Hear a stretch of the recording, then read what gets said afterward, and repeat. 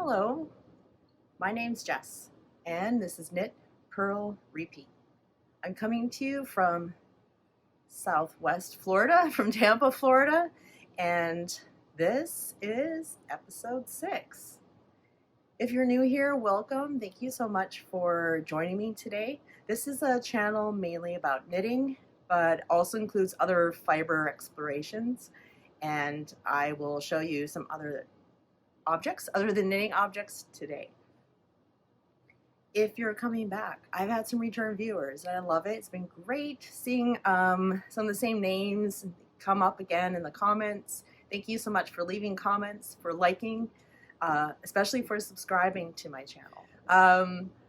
Also, coming up later at the end of this video, I will announce the winners from the random comment picker gift away that I announced last week. So hang around to the end for that announcement. Welcome, and I hope you have something to work on. Sit back, have a little chat with me, and let's get started.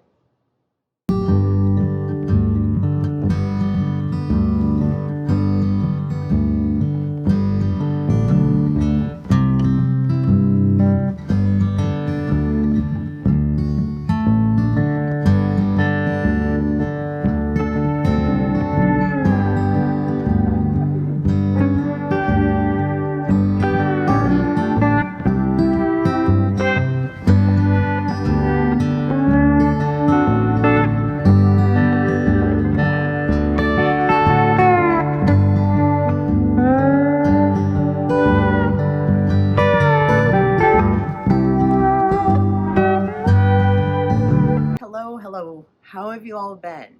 What have you been up to? Some people shared in the last episode what they've been working on. I love hearing about what other people are making, whatever the craft might be. So thank you so much for sharing that with me. I am going to go off script today, I guess. It's not really off script. What am I trying to say? I didn't make notes because I wasn't sure I was actually going to record today. Did I have enough to really talk about, show you? But I thought I always have stuff to talk about. But I decided it's a gorgeous day here. Nobody else is home. Let's give it a try. So it is gorgeous here today. We had a cold front come through the other day. So we went from being the upper 70s to 80s and sticky to having last night our low temperature just before sunrise was about 44, 45 degrees Fahrenheit, which is 7 degrees Celsius. So sharp contrast from just a few days ago.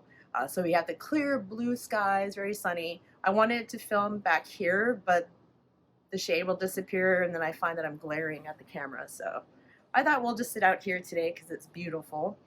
You are going to have ambient noise. Our pool pump is running, so if you kind of hear a humming noise, that's what that is.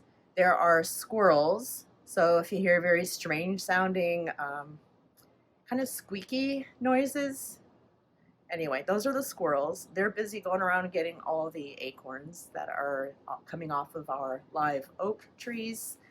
And there are birds. We get lots of migratory birds that come and hang out in Florida for the Northern Hemisphere winter. Some of them make it up here from the Southern Hemisphere, I guess accidentally, I'm not sure, but we have some birds from Argentina.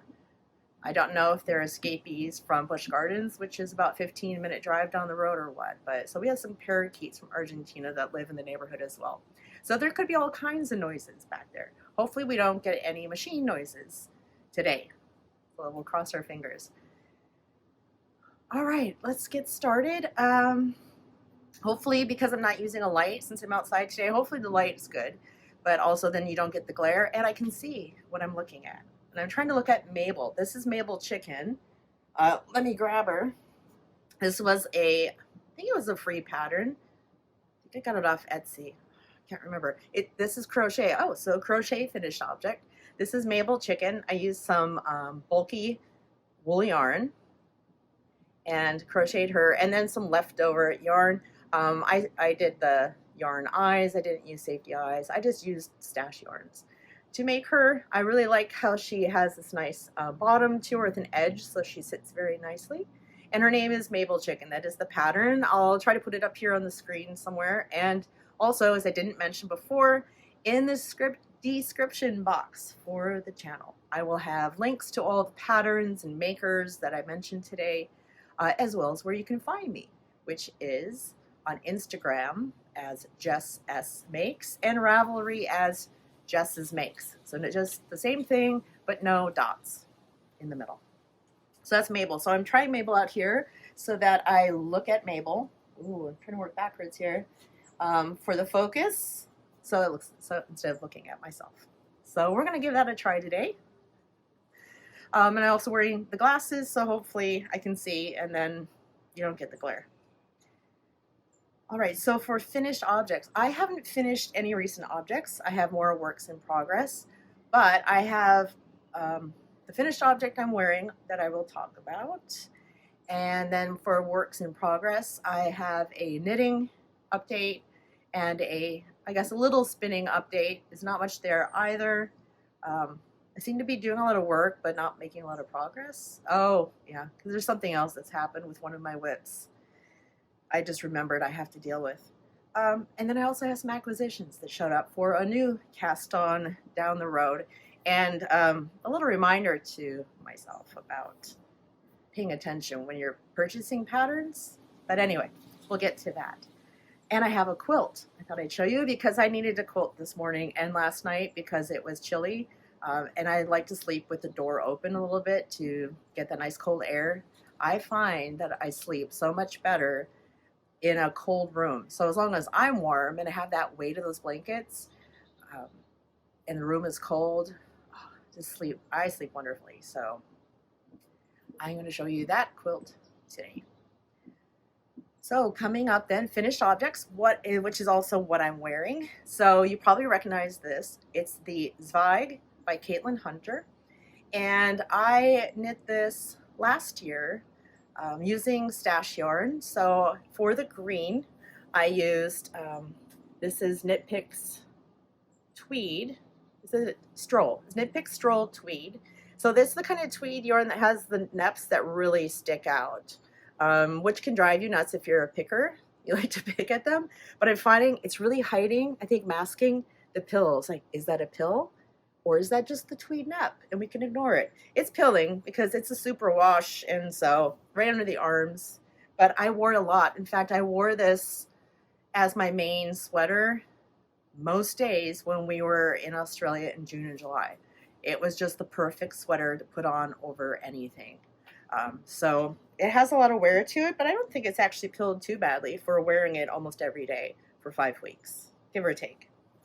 And then for the contrast color, I had several hanks of one-of-a-kind oopsie yarns from a hand dyer. I will put their name up here because I forgot to look it up before I started talking. And they're all in some sort of shade of a caramel or beigey color, but I thought this one worked really well. Stand up a bit. So because I think the color is going to change, but I think it pulls out the colors better. So there are some more brown caramel tones in the neps in here, so I thought it worked out pretty well. But I love this. I'm not really big on lace in clothing for me, but you know, if you've made one of these, it is a really fun pattern to knit. There's just something about this pattern that's nice. Now below, there's another pattern that you continue a texture pattern below the color work. But I did 2 rows of that and then realized you can't see it. You can't even tell that that texture pattern is there because of this yarn. So I stopped doing it. But I left them in. I wasn't going to rip it out because if you can't see it, unless you look really closely, maybe it looks like mistakes. I don't know. But at least it goes around for two repeats. So maybe it looks intentional. But no one else has ever said anything. I don't think anyone else has noticed. So I love it, and I would like to make another one, and I will. This is one that I will knit again. However, I am going to wait until I finished the class in Wardrobe Toolbox about shoulder shaping and how to fit patterns to match your shoulder slope, items that ride up and back, because like a lot of Caitlin Hunter's patterns, even in her pattern photos, you'll see that the neck tends to ride up in the front and then down in the back, despite there being short rows. Despite there being short rows in the back, sorry. Yeah, and the hair's not looking great. I just came from Pilates class, so this is how we're rolling. Maybe I'll edit that out. We'll see. Right? I never look at the back of my head.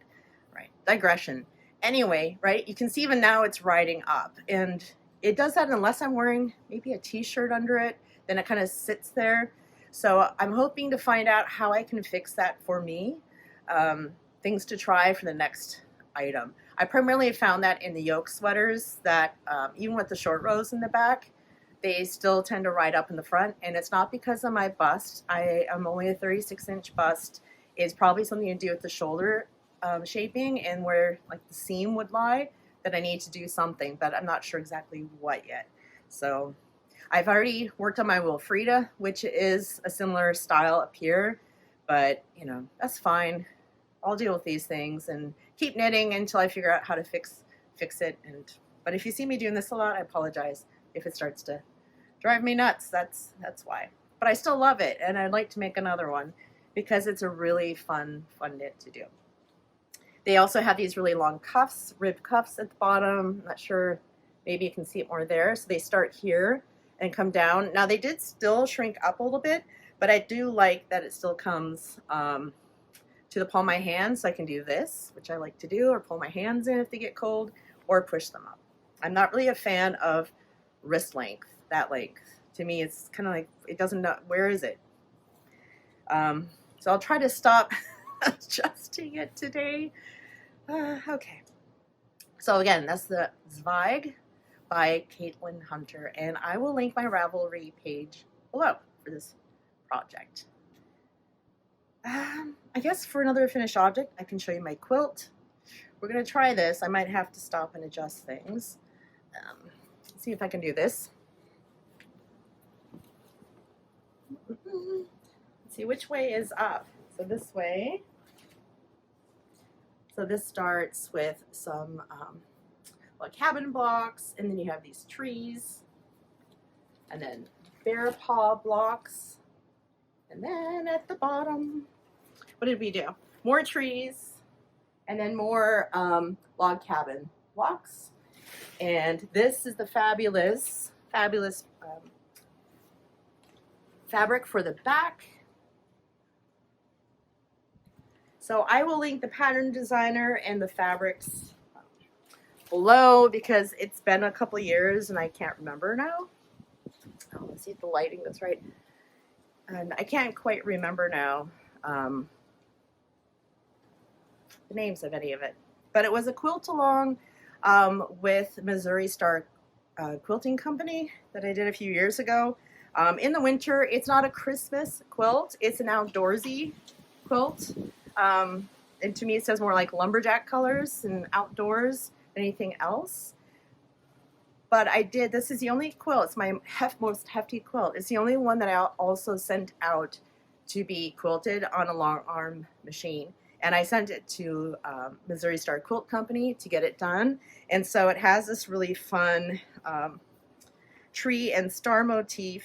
And I told them, the quilter said, you choose the colors. I just don't want it to be hugely contrasting, but you choose the thread colors, whatever you want to do. And so I don't know if you can see some of that in the white sections maybe. They used a red on the front. So you have trees and you have moons and stars. And then on the back, it's also red, but because it's red fabric in there, I don't think you really see it that much either.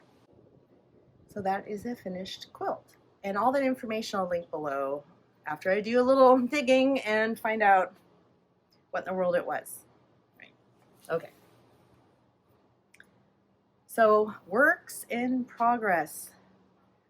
Just an update on Wilfrida. So I cast on Wilfrida Friday night last week, so just over a week ago, and then worked on it all day Saturday during the 24-hour knit-a-thon with Pia from from Miss Knits, or 50 Fabulous. Oh, I don't have a stitch stopper on that one. Oh, this will be fun. See if I can stick it in the head. There we go. So this is the progress I've made, and I don't know why it feels to me like it's going slowly, because it's on whatever millimeter needles these are. I think they're US 8s. It does tell me here, but yeah, good luck seeing that. Anyway, I'll put that on here.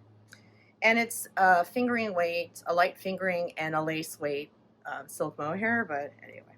So this is the Wilfrida, and this is my progress. So I have just started the short rows to lengthen the back so that it's a little bit longer. The pattern gives you the option to, you can just keep going if you want a straight hem, but it does have a high-low hem. So I'm going to go for that. It is a bit more cropped up front, but I'm going to wear it over something, and I don't think it's going to come up like to the bra strap kind of length. It might come up a bit to like the belly button, lower level, but if I'm wearing a t-shirt or something, it's fine.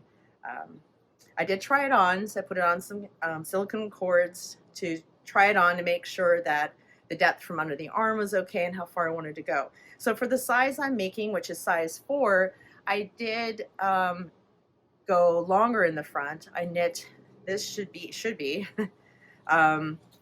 just over 8 inches, I believe, instead of like 8 1/4, instead of, I think it was supposed to be 7 3/4 before you start lowering the back. But I went a little bit longer. There will also be ribbing, which I think adds 1.5 inches. So I think it'll be fine either way. I'm not sure about how much yarn I have for the silk mohair, so I'm being a bit economical. However, if I had to just do this as a short sleeve top, that would be fine, because I would get a lot of use out of that as well, and I could just wear a long sleeve shirt under it if I needed to. I love how it's turned out. You can still see the beautiful speckles from the yarn, dyed by Kevin of Needles at the Ready. It's a beautiful minty and sea green gray, almost like a purplish gray tone. So I'm not sure that it really comes out accurately on any photo I've tried to take. It's really hard to photograph this, and now it's green against greens against greens. But I don't even think that's coming out right. Everything kind of washes it out. But anyway. That's this color. You'll just have to see me in person somewhere when I'm wearing it. Okay, being weird now. So I'm going to finish the short rows. No, it didn't stay on. The short rows in the back, and then do the hem, and then go back to working on the sleeves. And I'm thinking, I'm not sure if I want to do the sleeves to it concurrently on 2 sets of needles and divide up the yarns or not. I haven't figured that out. So what I have left is, there were 2 balls of the Needles at the Ready Achilles base yarn. So this beautiful gray tonal base with speckles of very dark blue green to these lighter, almost minty greens. And so I still have this one. I only just started this yesterday. Yes, late yesterday afternoon. I ran out during car line, waiting in the car, and ran out of this color. And I've just started my 3rd ball of the silk mohair, and I have 1 more left of these. So hopefully, I used 2 of these. I used at least a full ball, I think, for the yoke section before I had to add in the second one. So I think I'm okay for doing the sleeves. I'm not really sure how long though, because the pattern has them ending right at the wrist. Again, not my favorite location. So I was either going to do it more like 3/4 length, or I wanted them longer. So now we'll have to see how the yarn management is going. But I love it. I love working on it.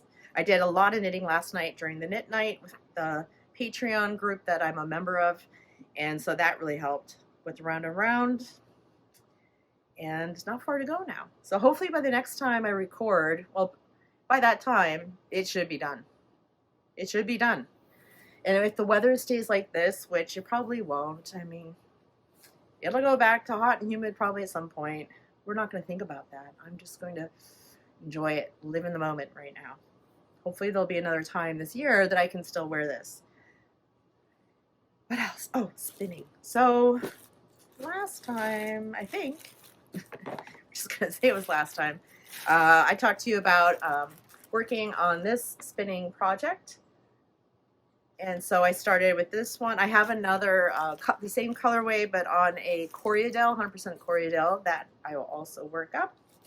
I'm doing it on 3 bobbins, so I split the braid into thirds relatively, and now I'm spinning them end to end, as fine as I can get it. On my electric e-wheel 6.0, I'm pretty sure it's the 6.0. It's one of the early ones. 6.0, 6.1.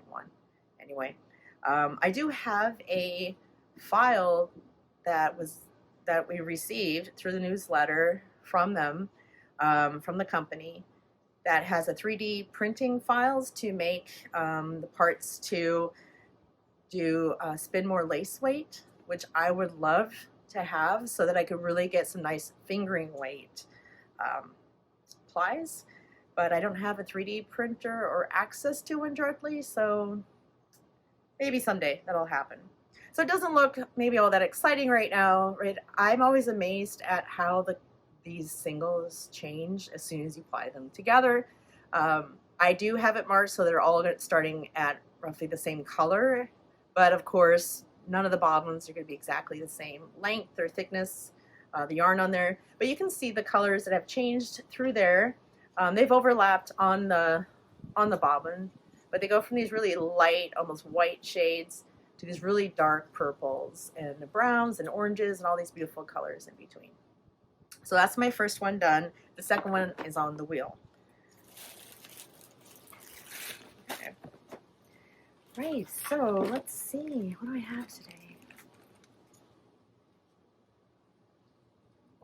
Oh, this mug is one that I got in Wilmington, New York, June of 2022 from, I think it was Sad Radish Pottery. I believe so. I will put their link here. They're also on Instagram. I'm pretty sure it's Sad Radish Pottery. And we were in Wilmington, staying at an Airbnb near there, so up in the Adirondacks, northern part of New York State. And there was a running race that was going on one of the weekends we were there. It was called the Whiskey Run, so it had to do with prohibition and whiskey in the U.S., the history of that. And there was a 5 and 10K. My husband was running in it. It was super, I don't know, very Scottish-like weather that day, so it was a bit rainy, misty, cold. You know, it was fine. So a great time to have whiskey, because they had a little area where there were some vendors in the little park in town. So there were vendors selling handmade items, some food, and whiskey tasting. So, you know, it was the perfect weather. And so there was a potter there, so Sad Radish Pottery, and so I got this mug. So this is the impressions of cedar and then painted. And so it's that color inside. I'm just drinking water right now because I've had a lot of caffeine this morning.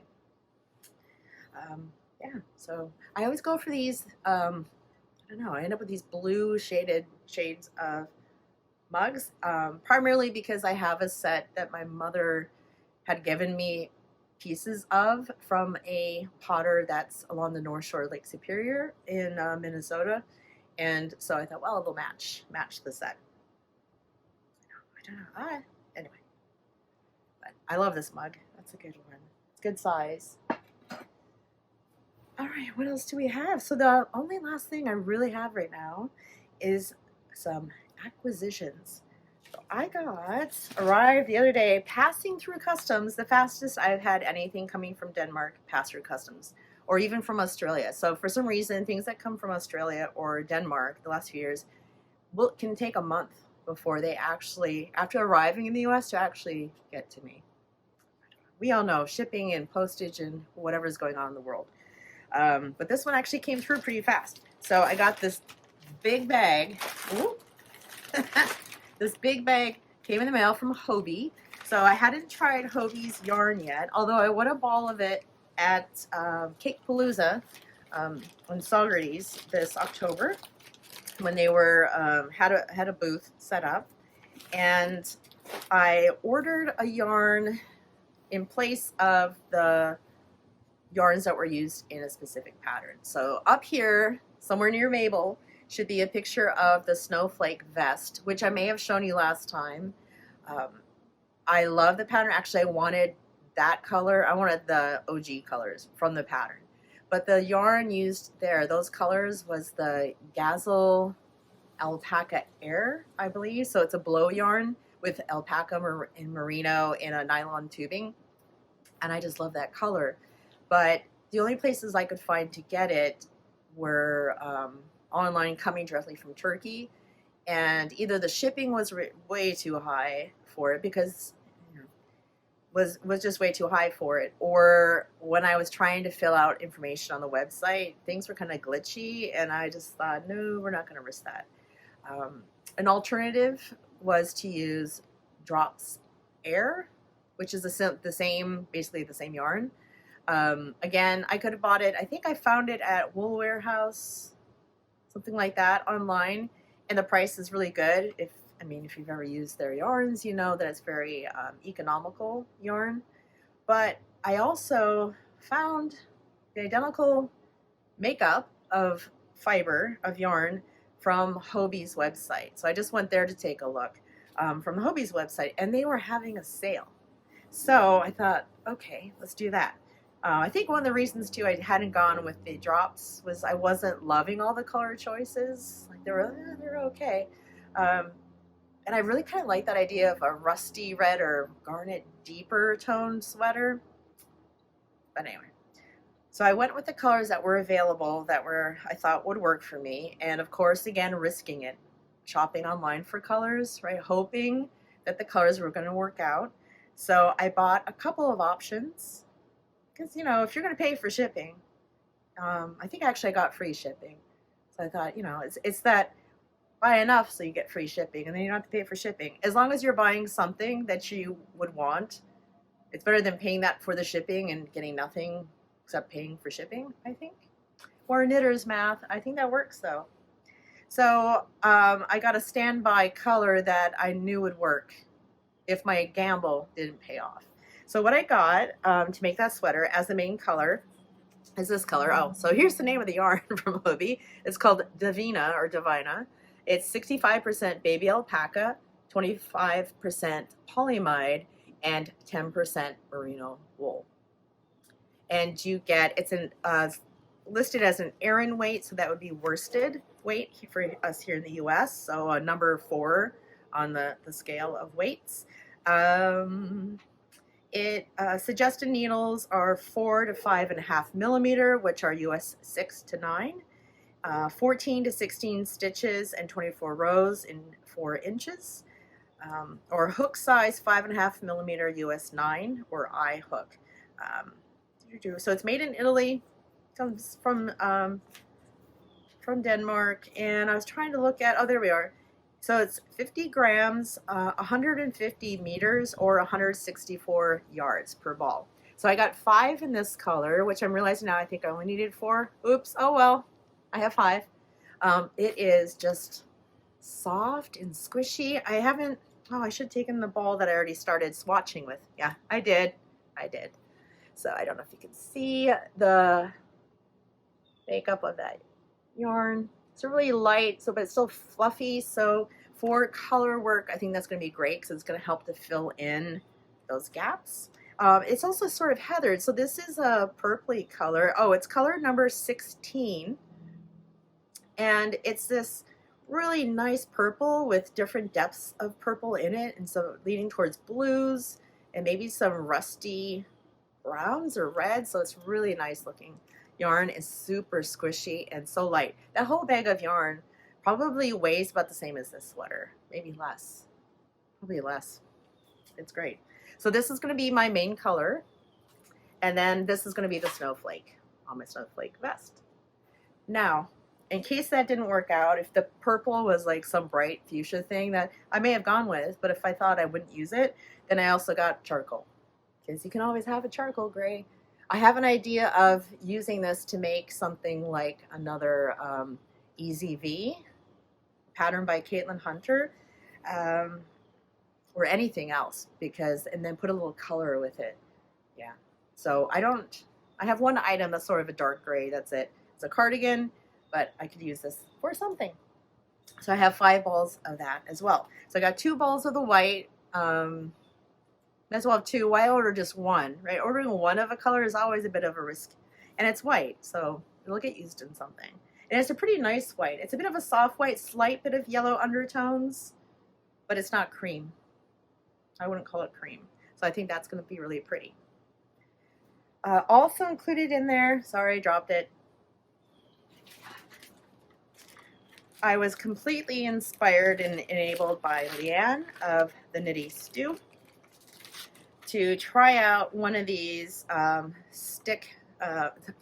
knitting thimbles. I think the one that Leanne showed was from Clover.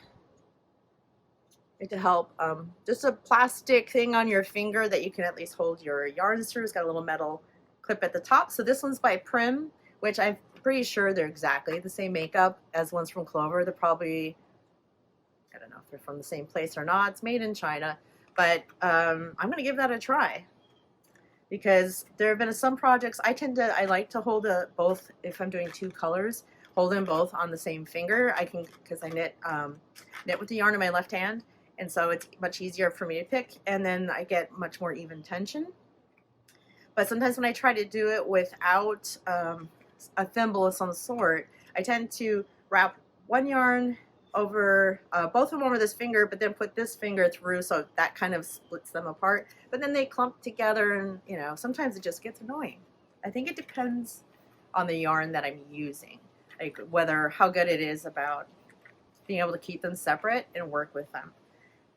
And this one has room for 4 colors on it at one time, so you know, if I work on something that has more than 2 colors at a time, do that. So I threw that into the basket, the shopping cart. And so that came as well. Now, this brings me to a point, probably more for myself, really, chiding myself and trying to come up with alternate plans. So the snowflake vest, as I showed, I didn't really look at all the techniques and detail. I looked at the details, like what weight of yarn, how much yarn do I need, what size needles, right? That kind of thing to it. Looked at other projects. There's not a lot of projects on Ravelry. I think it's a fairly new pattern, and I believe the designer is coming out with a long sleeve sweater version, something else. But I just really loved it. I'm not sure about the neck, what I'm going to do there, but we'll save that for another time because it's high neck. But what I have done with a lot of projects, right, is I try to look at the skills or techniques used area if the designer puts that in on Ravelry. And of course, I should have realized and didn't pay attention to that this sweater, to make that snowflake, that is intarsia. Now, I haven't done intarsia for about 20 years. And in fact, that was how I thought color work was done. I thought that was the only way that you knit color work. Because when I taught myself to knit, the only way to get patterns were from books or magazines. So I had a subscription to Interweave Knitting, and so I just picked patterns from there to make, or ones that were free, like at the local craft stores. And so I don't remember what the pattern was. I do remember thinking, okay, I want to make that. This is what you need. This is what you do. And the only memories I really have of it is being really annoyed by the bobbins banging around on the back of the item. And I'm sure I must have knit it flat at the time. It was not a seamed. We weren't really doing knitting in the round and stuff like that at that time. It really wasn't as popular as it is now.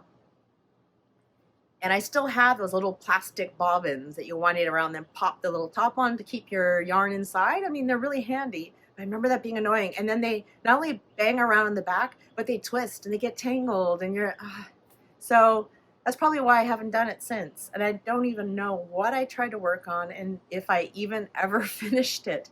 I have no recollection. So I thought, well, let's take a look. Today we have YouTube. We have lots of resources. Maybe there's something out there I can find that a method to do it that will make me happy. That I'll put up. I'll deal with it. because my other idea was, well, this is knit flat at the top, so it's one of those where you start in the back and then you work the front and the sides, join them together, and then work in the round. But you start working the intarsia on flat as it's up here, and then you work it in the round for the body. And so I started thinking about, can I knit this flat and just seam the sides? Could I just do stranded color work, but and knit it flat? So anyway, I tried to find ways to avoid doing intarsia, basically. Well, it's really nice. The pattern designer has put several links in the pattern for people on YouTube demonstrating how to do intarsia flat and in the round. Now, I've learned that intarsia in the round, basically it's still working intarsia flat. It's just that you work on the wrong side of the fabric, even though you're still knitting around in a circle. So you still have to purl, and you still have to do the same things you would do on the other side, unless you're doing, depends on your motif, I think. So I clicked on the one that was listed further in the pattern. That was from Suzanne Bryan, because she's a master knitter and she has some really great videos. Well, I'm sure they're all great, but the ones I've looked at I really found useful. And so I was looking at Suzanne's demonstration of doing intarsia in the round. I thought, oh, that's looking so fiddly, and then you've got all these things, and then bring it and loop it and pull stuff through. I thought, oh no, this is okay. I'm not sure I'm going to want to do that. But then I went back to one of the first links the designer posted, and probably first for a reason, about doing it in the round. And I looked at that person's video demonstration, and a wave of relief kind of washed over me, because it more matched the way that this sweater would be made, meaning that the motif is all on one side. So you're not repeating a motif around where you have gaps in between, then you have to pick up again, right? So it limits that. But you still have to have separate lengths of yarn every time you change a color. And you have to also make sure that you're twisting the yarns as you come back so you don't have gaps and holes. So there's a lot to think about, because you have to plan out, okay, when do I need to add a new ball of yarn? And so I feel better about it. I have somewhat of a plan. Probably going to keep these separate and use those for the main sections. And I'm not going to use bobbins. I am just going to leave long lengths of this color for the sections where I need them, and then just pull them up when I need them, and then let them hang loose in the back. That way, when things start getting tangled, because you're going to have to be moving stuff around because you're turning the sweater and whatnot. All I have to do then is pull up the loose strands, and they'll come out easier instead of trying to untangle all these balls. So that's one plan. But I did think about the knitting it, still doing either doing intarsia flat or doing it as stranded color work, but not doing it in the round. So the motif is all shifted to one side, which I really like. And I didn't want to seam it in between because it's going to disrupt that really nice pattern of the snowflake. So I'm thinking of leaving the other underarm, not joining under the arm here, but continuing to make it flat. I'll have to look at the pattern some more, because you have to obviously split. Anyway, is leaving the side without the motif as the edge of the garment, adding a couple selvage stitches later for seaming, and then working the whole thing either just flat with the intarsia. I mean, if I'm going to do intarsia, I might as well go around, or working it back and forth and seeing if I could do stranded color work instead, since I could carry it across. I'm not really sure, because that would be really long floats in places. I don't know. If you do a lot of stranded color work, if you've ever done intarsia, if you have any thoughts or suggestions, I know you're not looking at the full pattern schematics or anything, but feel free to drop them in the comments, or you can send me an email.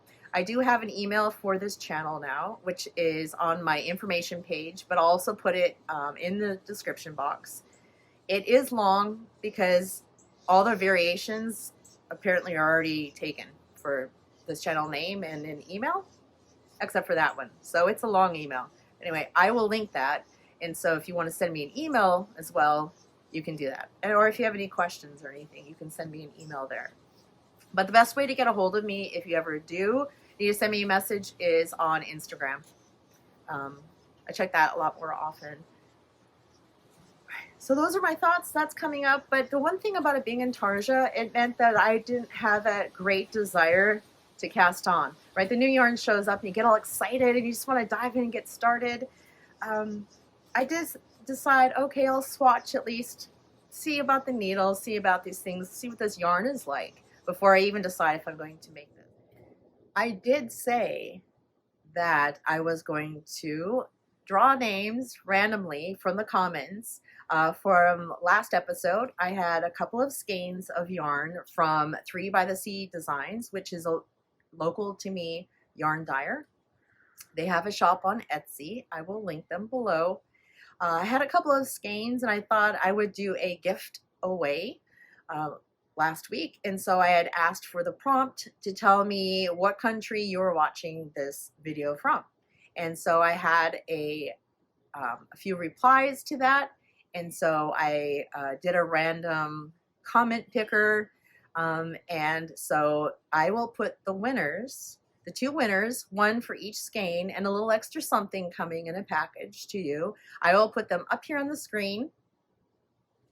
So remember, I will not contact you directly. I won't put anything down below in the comments. What you can do is either send me a message on the email that's linked below, or send me a message on Instagram. I need your full name and mailing address so that I can send that out to you. That's it this week. Honestly, that's it. So I hope that you've had a great week, or at least found some time to do some crafting a little bit every day within your schedule. It's coming up to Thanksgiving here. It'll be Thanksgiving on this upcoming Thursday. So today is Friday, November 20-something, 22nd? I'm not sure. But anyway, Thanksgiving is next Thursday. I still have to work Monday, Tuesday, Wednesday, but all the schools, kids are off for the full week. They call it fall break now. So they're off the whole week. So that's why I also thought I would jump on here today and see about recording a brief episode. Not sure if I'll record something next weekend. It's not the kids so much about recording. They know I do this and they leave me alone. But my husband is the great interrupter. And I also feel a bit weird. If I know he can hear me, I feel weird about him hearing me record. So, don't know. If he's watching a lot of sports in the man cave, especially football, soccer, rugby, whatever it is. It's not cricket season, is it? I don't know. Anyway, that's not so bad, but yeah. Anyway, this is a long waffle about when I'm going to record. Anyway, so if you get together for Thanksgiving with a nice meal or friends, whatever it might be, I hope you have a great time with your friends or family, good food. It's just the 4 of us here, but I'll still have a lot of food. But I'm looking forward to it. So that's all I think I have. I'm doing a long goodbye. So anyway, take care, and I'll see you next time.